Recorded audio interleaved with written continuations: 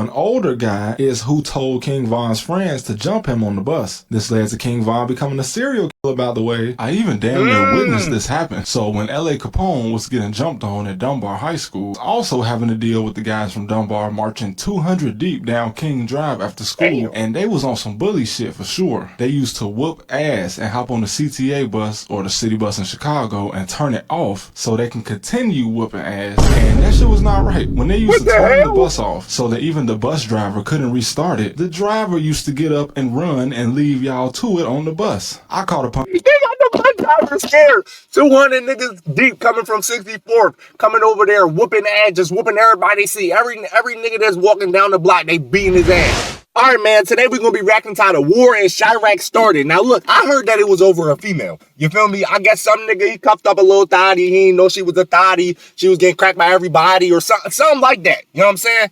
If that's true, then she needs to be held fully responsible for all the deaths. Let's hop straight into it. Chicago niggas. How do they get into it? Why don't they like each other? If you want to know what started any gang war in Chicago, just look for the pettiest reason. I personally saw a gang war start on 79th because a nigga tried to sell another nigga some shoes. That's so true. Knocked out and somebody came back shooting. Did you know a girl spreading rumors from one group of guys to the next group of guys is one of the main suspects in how the war started that created drill in Chicago? Everybody was like 16, of course, so this makes sense. The YNs today will crash out about anything, but crashing out over a girl is an all-time historic crash out reason. Don't get me wrong, if it wasn't this, it would have been something else. But Chief Keef was just the music behind the murder that happened behind this girl, allegedly. So the story goes, all these guys knew each other and hung out. King Von, FBG Duck, the whole 600, all of these niggas that were key to starting this war and putting it on music used to be friends. That's not a rumor, that's a fact. Half of them even... Can we just take a moment to realize how young these niggas was when they was going...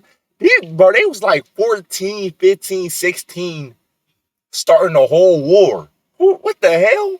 And like he said, it's so true. Chicago, bro, they do the pettiest reasons to kill somebody. I swear, he just smoked somebody over trying to sell him shoes. I just reacted to a video of somebody, a Chicago man smoking somebody at the gas station because he tried to sell him weed. Like, bro.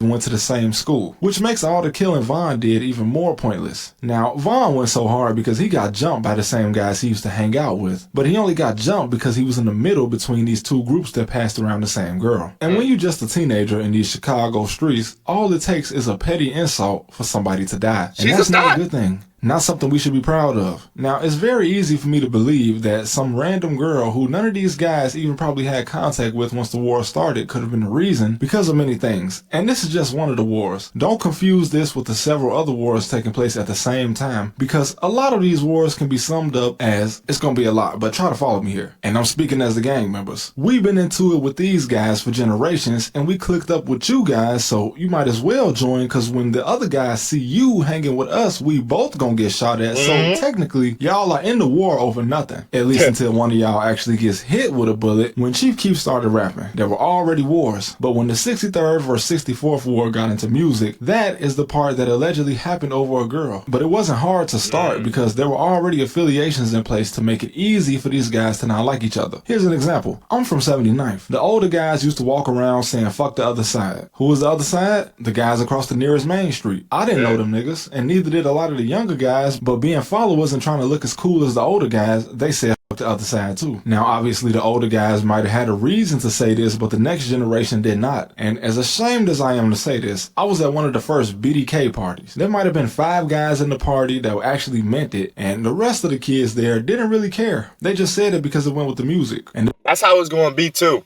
When it's beef in hoods, it's already going to be beef from generations ago. But it's like, okay, the old heads, they beefing with each other. So this side, he old as shit, he like 30, 35. He like 30, 35. They beefing with each other. Now, they didn't have kids, or they got little brothers, or they got cousins, nephews. They got some type of young boys in their family, or around them, or around their block.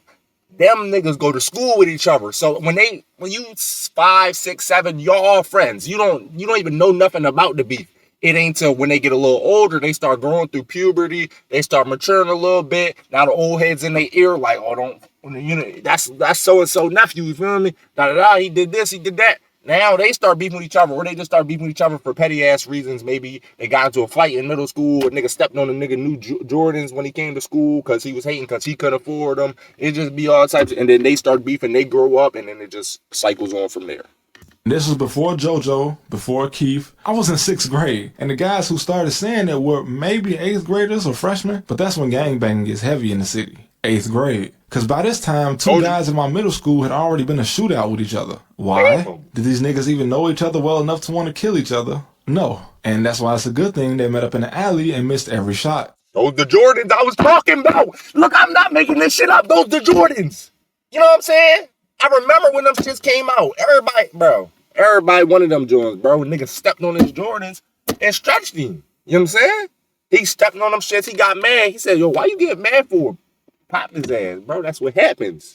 I guess one guy was dating the other guy's cousin, but niggas was 14 years old. It couldn't have been that serious. And if this doesn't convince you that a girl could be the reason the drill scene started, I don't know what will. Keith started rapping and dissing Tuka from 63rd, even though it's well known that nobody from O Block or any hood associated with them actually killed Tuka. But this led to guys like E-Day dissing 63rd, which led to 63rd responding. And this is allegedly around the same time that girl went from one hood to another, spreading rumors. 16-year-old cuz right here, kind of responsible for a whole war in the now, city. The war going on in the background with the BDs in Jaro City, a completely different hood, made it look to the world like these two hoods were... He just amplified at war over something. But still, 10 years later, over 30 people are dead due to this extremely confusing war of words mixed with an actual war the older guys had going on. Also, an older guy is who told King Von's friends to jump him on the bus. This led to King Von becoming a serial killer, by the way. I even damn near witnessed this happen. I went to school on 35th my freshman year, alright? So when L.A. Capone was getting jumped on at Dunbar High School, I was in high school around the same time, and I was also having to deal with the guys from Dunbar marching 200 deep down King Drive after school, and they was on some bully shit for sure. They used to whoop ass and hop on the CTA bus or the city bus in Chicago and turn it off so they can continue whooping ass, and that shit was not right. When they used to turn the bus off so that even the bus driver couldn't restart it, the driver used to get up and run and leave y'all to it on the bus. I caught a punk. They got the bus driver scared. 200 niggas deep coming from 64th, coming over there whooping ass, just whooping everybody they see. Every nigga that's walking down the block, they beating his ass. And then they tell the bus driver, hey, you not finna be their escape route. You know what I mean? We gonna turn this bus off, and if you try to turn it back on, we gonna beat you the fuck up. The bus driver run. He leave y'all. He say, hey, y'all started this war. I'm out. You know what I mean? He don't care about a job or nothing. Damn. Hey, bro, these kids are crazy nowadays, bro. And you know it's even worse nowadays with all the blicks and shit. This was back when they was fighting. This was back when young bulls would just fight each other. No, it's way worse. They point the gun to the bus driver's head, say, bro, if you even try to start this bitch, I'm gonna smoke you. You know what I'm saying? It's even worse now.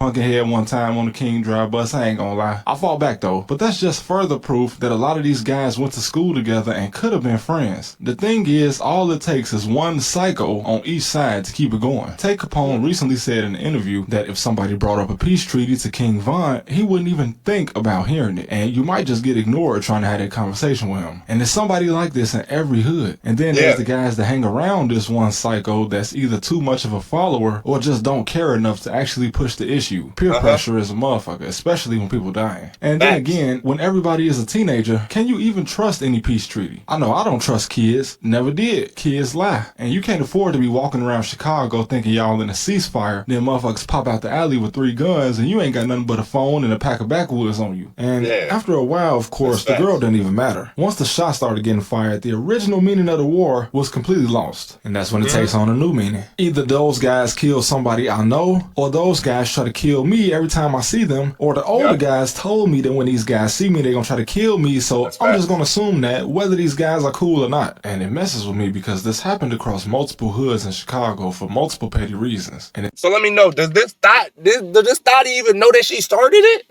Like, who is she?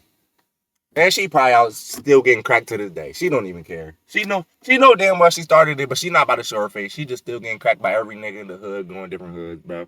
And I just never understood why niggas be so pressed over thotties, bro. She's a thot. No, I ain't gonna say. And it's crazy because I remember some of these guys as kids actually just trying to be normal kids. I don't want to hurt anybody's feelings, but this is a video of a guy I went to school with. He wasn't even originally from our area. He transferred in and immediately got locked in with the gang members. 4 years later, he appeared in this video chasing his ops on camera. And the next year, he was dead. I'll never forget seeing him right before he died. I was at the park shooting hoops, and he was sitting on the bench in a full jean jacket outfit with some Timberlands on. 2014 was different. And he asked me to let him shoot the ball one time. I let him shoot it, and he bricked, but I always wondered what he was doing up there by himself. It was the middle of the summer, and he was sitting on that bench, just looking like he was reflecting on his whole life. He was alone. And months later, I would hear that he was headed to his cousin's house in a neighborhood his homies warned him not to go to. And he ended up being found dead in the alley. 10 years later. Why is it always alleys in Chicago?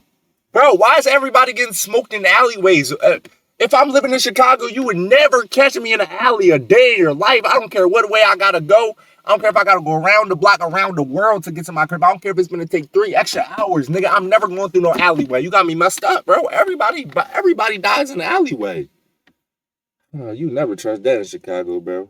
That's a no-go. I heard the bloodhounds dissing him. He wasn't my friend. Like I said, he came from another neighborhood when he transferred to my school, but I used to see him around, and I didn't have a problem with him. It's just that things like this stick with you for some reason. I don't know what he got himself into after coming into my neighborhood, or what he did to end up in that alley. And it's probably something I'll never know. But how many guys across Chicago have a similar story? I still don't know if he got killed because of who he was affiliated with, or what he got into after he got affiliated with these guys. But the war he was a part of didn't really start until 2011. And for him to be dead 3 years later, I just wonder what he did. Now, he could have done a lot, but for what reason? The point of this video is not the girl. People see these wars play out on the internet, and how serious it is may lead you to believe that it actually started over something that mattered. Unfortunately, in my own personal experience, I've seen nothing turn into something in Chicago way too many times. And this is why today, nation means nothing in the Midwest and most cities. It's a small group of guys at war over something that started as a petty squabble. And sometimes I respect the LA niggas. Nothing is good about gangbanging, but if you're gonna do it, at least have structure. The fact that the LA guys can be— Bro, I'm gonna tell you why this gang war won't stop. It can't stop because, like a good point he mentioned, it's always one nigga. Like, okay, you can have 50 people on this side beefing with 50 people on this side, right? And everybody wants to stop except that one bull. He just the one that want to keep going, and he don't even have no real reason. He just like killing for fun. You know what I mean? He's a maniac. It's always that one person. So if he goes smoke the ops, now they're mad. Now the peace that they wanted is completely diminished. Now they want to go kill everybody on the other side. And then it's all he takes is one person, bro. So it would never, ever be able to be peace. Because as long as one person is feeling the way and wants to smoke somebody, everybody's going to, from there, just go with it. Because you know what I'm saying? You can't just, okay, we all going to be peaceful, but he's still trying to kill us. So we just going to act like he our friend, but then he going to backdoor. No, you can't do that. You know what I'm saying? So they going to smoke him before he smoked them. It's just like Naruto. Y'all ever watch Naruto? Y'all ever heard of Pain? What did Pain always say? He always said that there could be no peace in the world. Naruto was always trying to find peace. Naruto was always trying to make peace in the nation. Pain said, no, there can't be peace. With peace, there will always come evil. You know what I'm saying? There will always be evil people. There will always be negative people in the world. You can never have full peace. So Pain version of peace that he was trying to make, he was trying to control everybody through his power and basically like make them his slaves and do whatever he say, or else he was going to kill them. You know what I'm saying? That's how he was trying to make peace, which ain't a good way to make peace. But Naruto version of peace was just a fairy tale because it can't be like that. Meet up and agree to fight each other and no one ends up dead. It's crazy and a foreign concept in Chicago. Obviously, all the cities in California have their own problems with this, and it might not always go as planned, but where I'm from, the last chance to meet up and fight was well over 10 years ago. Facts. You can't fight no more. It's not, that's like the mid-range jumper in the NBA. It's a forgotten thing, bro. Niggas don't do that no more. That everybody trying to shoot threes. Just like nobody fight no more. Everybody throwing switches. So what I need to fight? You know, I got a switch that would take all 10 of y'all out in a second. What do I need to fight y'all for? You think I'm about to get my ass beat, get my pride hurt, get posted on social media, on the gram, got all the bitches from all little thotties from school going to see you? No, I'm going to just switch cheese all y'all ass and then y'all going to be done. You know what I mean? Like, that's how they think, bro. And a fight is one of the things that hurt a nigga pride the most. You know what I'm saying? It'll hurt a nigga pride the most. So even if he lose that fight, even if he was willing to fight, best believe he coming back to smoke everybody that was in that joint. Anybody that hit him, anybody that beat him up, he's smoking all y'all. A nigga probably be hurt. He ain't letting that shit go. Hey, man, this how the war in Chiraq started. Just over some little thotty, bro. We gotta stop it. We gotta stop that shit. We gotta get some common sense, bro. Make sure you like the video, because I know you didn't. I didn't tell you the whole video just because I wanted to test you. I wanted to see if you would get to the end of the video without liking it, and you did. You failed. Congratulations. I slapped the shit out you, nigga. I'm not playing, bro. Like the video. What's wrong with you?